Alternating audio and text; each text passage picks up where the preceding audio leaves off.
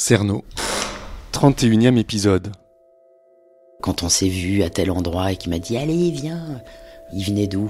Qu'est-ce qu'il avait fait ? Si ça se trouve, il y a des fois où on l'a vu et il venait de tuer quelqu'un. Thierry Paulin, c'est peut-être le plus grand criminel de toute l'histoire judiciaire française. Entre le docteur Petiot et Landru. Ah, ok.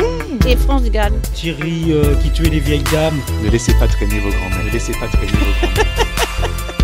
Je trouve que ça dérange. 11 vieilles dames assassinées et toujours la même méthode. L'autopsie révélera qu'elle a toutes les côtes du côté droit brisées. Elle me hante en fait depuis toujours. Signalement, origine martiniquaise, 25 ans environ, rien de bien précis. Vous avez la tête de monsieur tout le monde. Faut toujours croire en l'être humain. Toujours croire en l'être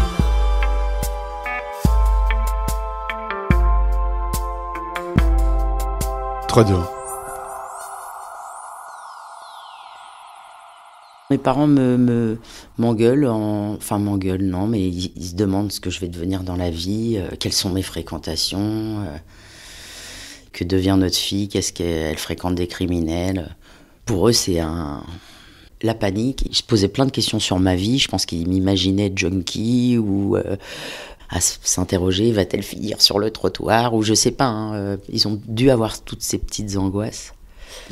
Et on avait une histoire familiale qui faisait que c'est pas toujours simple. Dans cette aventure aussi, il y avait, j'ai souvenir d'un journaliste aussi qui m'avait appelé sur la fameuse ligne de téléphone que j'avais chez mes parents, en pleine nuit, pour m'interroger sur cette histoire. J'ai trouvé ça hyper violent, déjà que le mec ait mon numéro.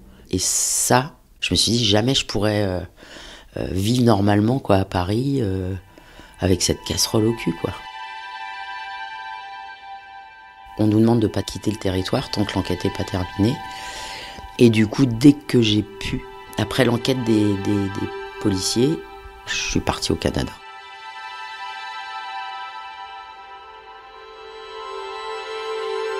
Le Canada, c'est l'endroit où on s'enfuit pour se faire une autre vie, quoi. Exactement. Je voulais refaire ma vie. Je voyais pas d'horizon épanouissant possible en France. Clairement, quand tu déménages dans un pays où tu connais personne et t'es vierge de tout, tu peux décider de ce que tu veux, quoi. Tu me disais, on avait vécu une histoire familiale un peu particulière. Oui, en gros, on a une histoire familiale qui fait que mon père n'est pas mon père. Moi, je le sais depuis toujours. Mais ils n'ont jamais voulu me l'avouer. À cette époque-là, ils ne me l'avouaient pas non plus. Moi, je l'ai su il y a 15 ans plus tard, donc j'avais 35 ans quand je l'ai su. Et je pense que le non-dit, on avait un problème à ce niveau-là. Donc j'étais assez en conflit avec mes parents parce que je sentais qu'il y avait un truc qui n'était pas révélé. Comment tu le savais que c'était pas ton père ? Je le sentais. Physiquement, je ressemble à personne dans la famille, mais ça, si on a toujours trouvé le truc qui fait que... Oui, ça arrive. Mais non, je sais pas, je le sentais. Impossible à dire pourquoi, mais j'avais raison. Et comment tu l'as appris à 35 ans alors ?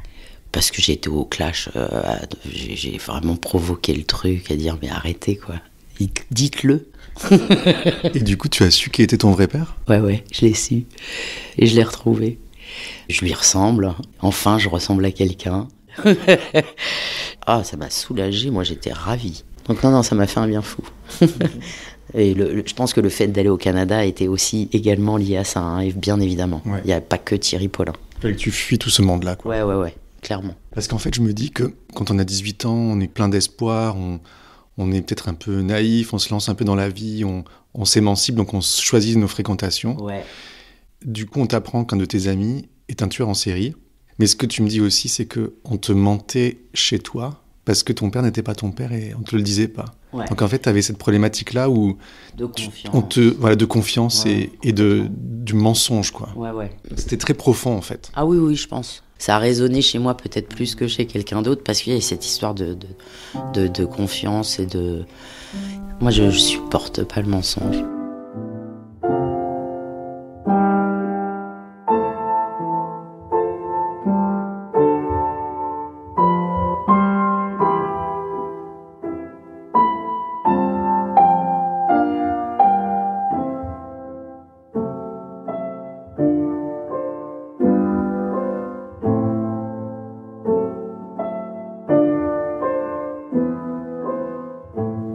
Pourquoi le Canada alors ? Parce que c'est francophone, c'était de l'autre côté de l'océan, que j'avais un oncle que j'avais jamais vu de ma vie, mais qui pouvait m'accueillir pendant 15 jours et me trouver un truc de jeune fille au père, quoi, en gros. Donc, moi, j'ai tracé, je suis parti début février. 1988. Ouais. Et je suis revenu 5 mois après, mais sans prévenir, même mes parents n'étaient pas au courant. Et 1 semaine après mon arrivée, j'ai reçu une convocation de la justice. Ça, c'était gros moment. C'est un bureau. C'est un bureau où il y a le juge derrière un gros bureau de juge. Et quand je suis arrivé, il y avait donc le fameux Thierry dont je parle, qui était grand et qui était sympa. Donc lui, il était là aussi. On s'est rendu compte qu'on était tous les deux convoqués en même temps. Ça nous a vachement rassurés, parce qu'on était 2. Et là, on a vu Thierry Paulin passer dans le couloir. Et là, on s'est dit, merde, on va être avec lui dans le bureau, quoi. C'était pas le Thierry qu'on avait connu du tout. On avait un mec avec une coupe afro, des cicatrices sur la gueule, il lui manquait des dents. Je pense qu'il lui arrivait quelques déboires, j'imagine. En prison ? Je pense. En tout cas, je sais que j'ai pas reconnu le Thierry que j'ai connu. Qu'est-ce que ça t'a fait de le voir ? Flipper. Ça m'a fait peur. Nous, on était d'un côté du bureau, donc Thierry et moi, pas Paulin, Thierry le témoin. Et de l'autre côté, il y avait Thierry Paulin. Avec lui, il avait 2 ou 3 avocats. Le flic nous posait des questions, alors on n'avait pas le droit de lui parler directement, mais on est dans la même pièce. Donc tout passe par le juge ou le greffier. Enfin, c'est une parole un peu en triangle. Et vous vous êtes regardé, il vous a regardé ? Ah ouais. Moi, je fuyais un peu son regard, j'étais pas à l'aise du tout. Et ça c'était un moment horrible. J'ai flippé. Ce qui m'avait choqué aussi, c'est qu'on nous avait pas prévenu qu'on allait le voir, et j'ai pas trouvé ça cool. On aurait pu au moins nous préparer, quoi. Moi, la dernière fois que je l'ai vu, c'était mon pote, quoi. On fêtait son anniversaire et je lui faisais la bise. Et pour le coup, là, j'avais pas mon ami en face de moi du tout. Là ça y est, c'était plus mon pote. C'était qui ? C'était un tueur. C'était un tueur. C'était un menteur. C'était un monstre.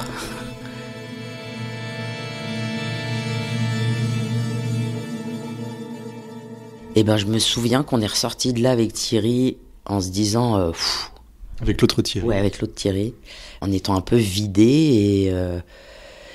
on s'est dit, ouais, toi, qu'est-ce que tu fais ? Moi, je lui ai dit, moi, dès que je peux, je repars au Canada. J'ai souvenir qu'il m'a dit, moi, je vais partir aux États-Unis. Et pour le coup, c'est la fin de l'histoire, de mon histoire avec la justice et Thierry. Parce qu'après, moi, je suis effectivement reparti au Canada. On m'avait dit... Quand il y aura le jugement, vous serez convoqué, obligé de venir. Donc moi, je leur ai soulevé le fait qu'ils devraient me payer mon billet d'avion parce qu'il était hors de question que ça soit à mes frais. Et il est mort.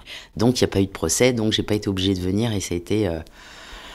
ce jour-là, je me rappelle avoir eu un sentiment de libération totale. Comment tu l'as appris, sa mort ? J'étais au Canada, dans un bar. Moi, je suis pas quelqu'un qui boit énormément, mais je travaillais dans le bar. Et ce soir-là, j'ai regardé le barman où il avait l'habitude de me faire plutôt des jus d'orange. Et là, je lui ai dit, tu me fais un double rhum. Il m'a regardé, il m'a dit, qu'est-ce qui se passe ? Je dis, ce soir, je suis libre. Et le sentiment qu'il m'arriverait plus jamais rien, en fait. Est-ce que tu avais peur qu'il t'arrive quelque chose ? Ouais, j'avais très très peur. Peur de quoi ? Peur qu'il se venge. Tu te dis, le mec, s'il sort un jour... Je suis super contente de jamais avoir rencontré Jean-Thierry Mathurin, par exemple. Parce que lui, il est sorti.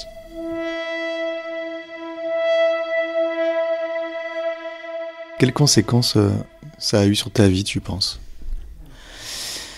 Une grosse soif de vérité et...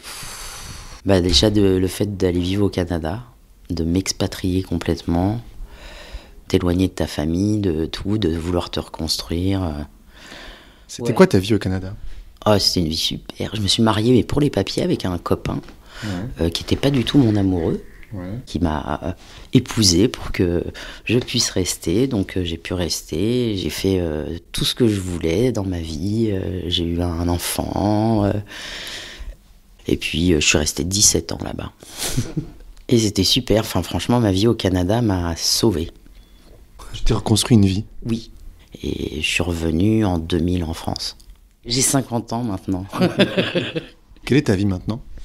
Ma vie maintenant, j'habite dans le sud-ouest, dans une petite baraque que je refais petit à petit dès que j'ai un peu de sous. Je suis intermittente du spectacle. Je fais de la production, de la régie pour différents trucs. Et voilà. Si tu avais cette jeune fille que tu étais donc en face de toi à 18 ans, qu'est-ce que tu lui dirais? Ne t'inquiète pas. C'est vrai? Ouais. Parce que de toute façon, je regrette pas de l'avoir rencontrée, du tout. Ça fait partie de mon histoire et de toute façon, on sait qu'on peut pas faire stop, retour, efface. Ça marche pas. Donc franchement, je lui dis, à part t'inquiète pas, je lui dirais, en tout cas, je lui dirais jamais, change tout. Enfin, ne rencontre pas ces personnes, reste chez toi, enferme-toi, fais attention. Non. C'est horrible, mais c'est peut-être le bon côté de cette mauvaise histoire, c'est de m'avoir apporté une certaine réflexion sur l'humain, sur les gens, sur la vie, la mort. Moi, je pense que je fais beaucoup plus attention aux gens que je rencontre aujourd'hui, et je vais plus voir le loup, ou en tout cas, je vais le percevoir plus vite que ce que j'aurais perçu si j'avais pas eu cette aventure. Et pour le coup, avant, j'avais besoin d'être tout le temps avec des gens. La solitude ne me fait plus du tout peur aujourd'hui.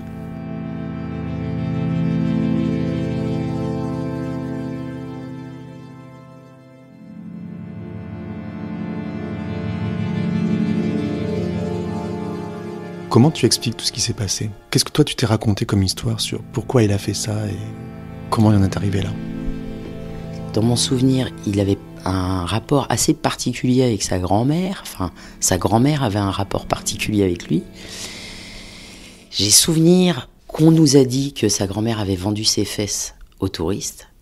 Donc elle aurait prostitué ce petit gamin. Est-ce que c'est vrai, pas vrai? J'en sais rien. Et ça justifie en rien le fait de tuer toutes les vieilles que tu as croisées sur ton chemin. Mais ça peut l'expliquer en tout cas. Et Véro, je voulais te demander un truc. Donc, il y a eu une première vague de meurtres entre 84-85 avec Jean-Thierry Mathurin et Thierry Paulin. Et après, il a continué à tuer, donc, quand tu l'as connu. Bah ouais. Et on dit qu'il tue avec un troisième complice qui n'a jamais été retrouvé. T'es sérieux? Ouais. Il tue avec un autre homme. Non. Parce on a trouvé d'autres empreintes, mais il ne l'a jamais dénoncé. Ah ouais. Ça, je savais pas, tu vois. Donc ça veut dire qu'il y en a un qui est en train de se balader. Oh ben là, je reflippe d'un coup. Ah ouais? Putain, je savais pas qu'il y avait un troisième mec. Oh, putain, donc ça veut dire que forcément, j'ai peut-être croisé ce mec. Ouais, et en même temps, tu vois, quand j'y pense, on m'a jamais demandé mes empreintes. Donc si on ne les a pas demandées à moi, on les a pas demandées à tous les autres. T'es sûr de ça? Qu'on m'a pas demandé mes empreintes, je suis sûre. C'est fou. Je suis sûre et certaine. 12:15. Je vais te laisser. Ouais. Merci d'être venu. Merci. Au revoir. Salut. Au revoir. Fêtard et flambeur la nuit, assassin de vieille dame le jour, Thierry Paulin, dès son arrestation, est entré dans la galerie des grands criminels du XXe siècle, aux côtés des Landru et des Petiot. Toxicomane détraqué peut-être, assassin pour l'argent sans doute. Perturbé par sa maladie, le sida, pourquoi pas. Les psychiatres n'auront pas eu le temps de cerner sa personnalité.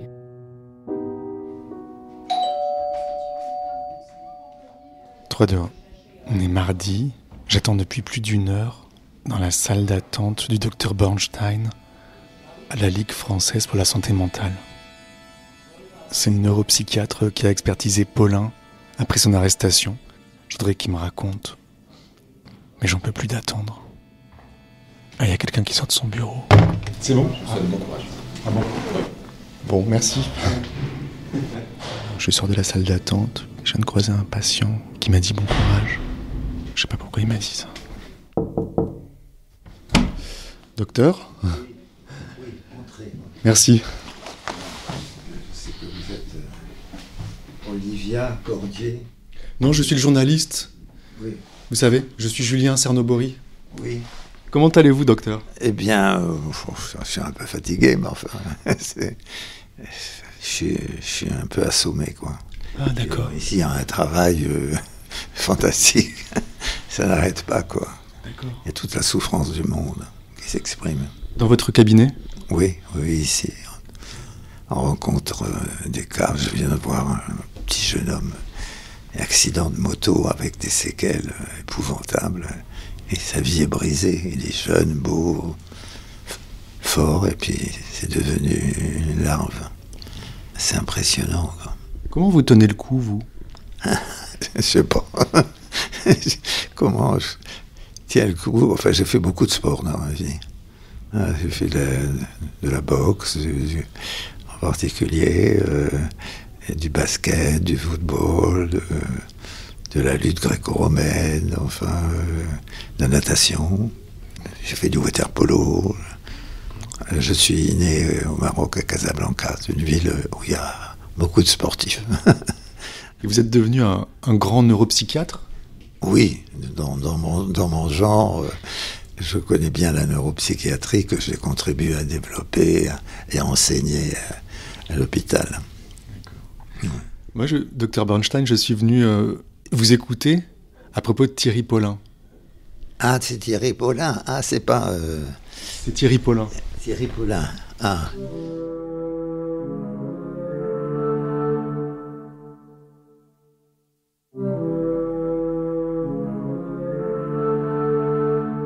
Alors, Thierry Paulin, je l'ai vu avec mon collègue. Vous l'avez expertisé ? Oui, je l'ai expertisé. Enfin, il ne se prêtait pas du tout à l'examen. Il était un petit peu effondré, agressif, repoussant, avec un mépris profond, ne répondant pas à nos questions, etc. Il roulait des yeux, et puis un mépris total pour les experts que nous étions.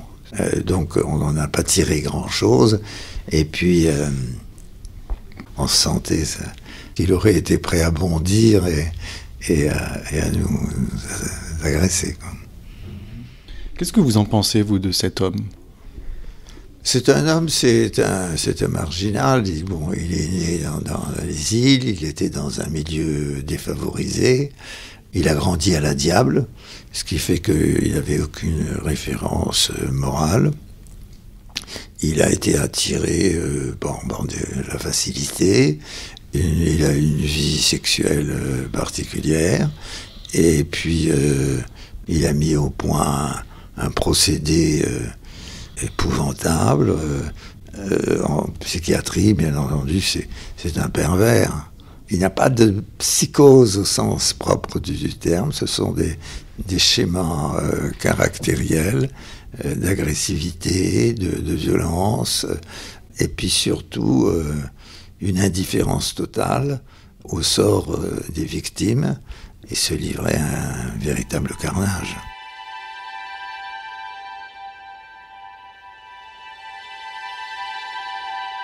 Puis l'affaire maintenant, ça a quand même plus de 10 ans, non ? 35 ans. 35 ans ? Ah oui, ça a 35 ans. Ah oui, le temps passé à une vitesse. Quelle trace elle a laissé en vous, cette histoire ? Cette histoire, ça a été un échantillon de comportement humain tout à fait exceptionnel, et c'est à désespérer un peu du genre humain qu'on puisse fabriquer des êtres comme ça qui auraient pu s'intégrer. Il avait un certain charme, et c'était un excellent danseur, et il pouvait dans ce milieu un peu frelaté évidemment des spectacles de la nuit, trouver une place plus honorable. Donc il y avait en lui des ressources culturelles qu'il a gâché finalement, parce que malheureusement, il a eu un destin tragique et une existence brève, mais émaillée d'actes délictueux d'une gravité extrême et contraire quand même aux composantes éthiques, sociales, habituelles, qui passent par le respect des vieillards, et en particulier dans les îles comme la Guadeloupe, la Martinique, etc. Il y a un sens très élevé de la famille, et c'est quand même contraire à la mentalité générale de ce peuple qui est gai, généreux, et en tout cas respectueux des personnes âgées. Quel était son rapport avec sa propre grand-mère ? Il est probable que cette espèce d'addiction à cette typologie d'agression passe par ce qui s'est passé avec sa propre grand-mère, mais donc on n'a pas pu l'approfondir, puisqu'il était dans une opposition agressive. On lui a arraché quelques monosyllabes, quelques réponses, mais vraiment, il participait à l'entretien.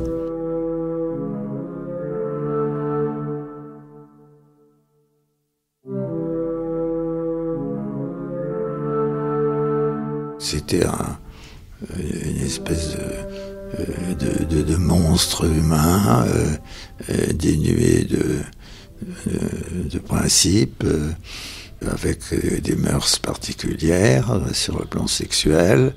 C'est-à-dire ? C'est-à-dire une déviation dans le choix du partenaire, du sexe du partenaire. On se comprend.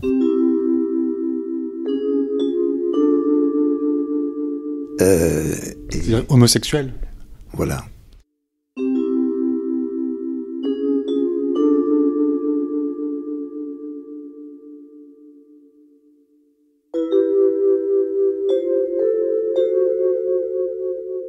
Je comprends pas le lien que vous faites entre son homosexualité et le fait qu'il ait tué des vieilles dames. Non, il n'y a pas forcément de lien, mais sur le plan de l'attraction, les vieilles dames, c'est la répulsion. Voyez-vous. Votre téléphone sonne. Allô ? Bonjour. Là, vous me dérangez parce que je suis justement avec une radio. Rappelez-moi dans 5 minutes. Hein. Je termine une émission. Oui, alors voilà, donc compte tenu de toutes ces mœurs, et il a été donc infecté par le virus, et puis... Du sida. Oui. Nous l'avons vu à la maison d'arrêt de Fleury-Mérogis. Il a été transéaté à l'hôpital Bichat, je crois. Et il est décédé, recroquevillé sur lui-même, dans une espèce de coma, dans ses excréments. Un peu comme si un châtiment divin s'était opposé. Donc son sida, pour vous, c'était un châtiment divin ? Il y a de ça, quoi. Il y a un châtiment tout court, comme si la nature n'avait pas accepté, que c'était trop odieux, que effectivement le sida arrivait à ce niveau-là. C'était en quelque sorte le châtiment.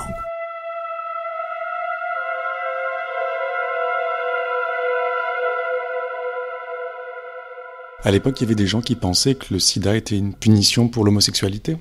Oui, il y a des gens qui croyaient, enfin, c'est un petit peu idiot de croire ça.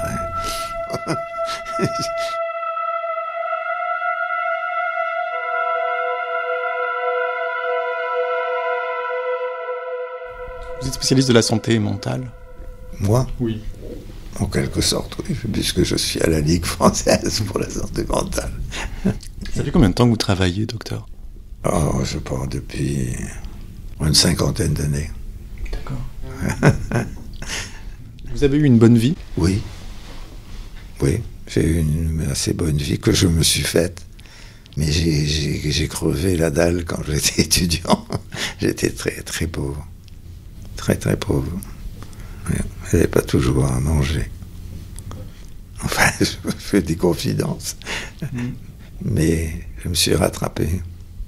Mais là, je viens de perdre ma femme il y a 2 mois. Et ça m'a beaucoup perturbé. Elle était de Haute-Saône. Elle appartenait à une grande famille.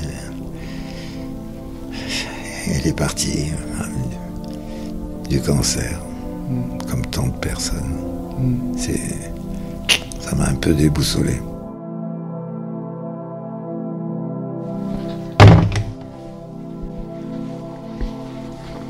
Je quitte son cabinet.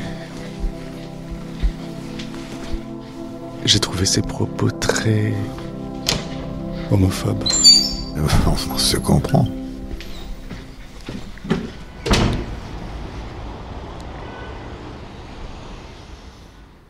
« 3, 2, 1. Je suis en train de réserver un billet d'avion pour la Martinique. J'aimerais retourner à Lansalane, là où a grandi Thierry Paulin. C'est donc l'endroit où sa grand-mère avait un restaurant, le Maman Jojo, pour voir s'il reste des traces de lui. Et j'aimerais bien aussi retrouver sa mère, et je pense que je l'ai trouvée dans les pages blanches. Voilà, du coup, je vais partir dans quelques jours.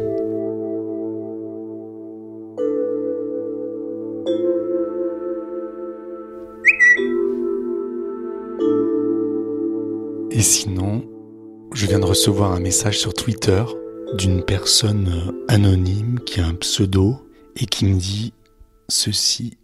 Bonsoir, aujourd'hui j'ai découvert vos podcasts sur Mathurin. Je l'ai bien connu à l'époque du Paradis Latin, nous travaillons ensemble. Nous étions amis, mais Paulin est arrivé. Je peux vous dire que ma méfiance vis-à-vis de Paulin m'a sauvé la vie à cette époque. Et il ou elle m'a donné un rendez-vous mystère dans un café de la Butte aux Cailles, dans le 13e. Comme d'habitude, je me laisse entraîner dans le tourbillon de cette enquête. Il filait ses victimes jusque chez elles. À suivre. Il les torturait pour leur faire avouer où elles avaient caché leurs économies, et puis il les tuait. Rendez-vous dimanche prochain, et d'ici là, ne laissez pas traîner vos grands-mères.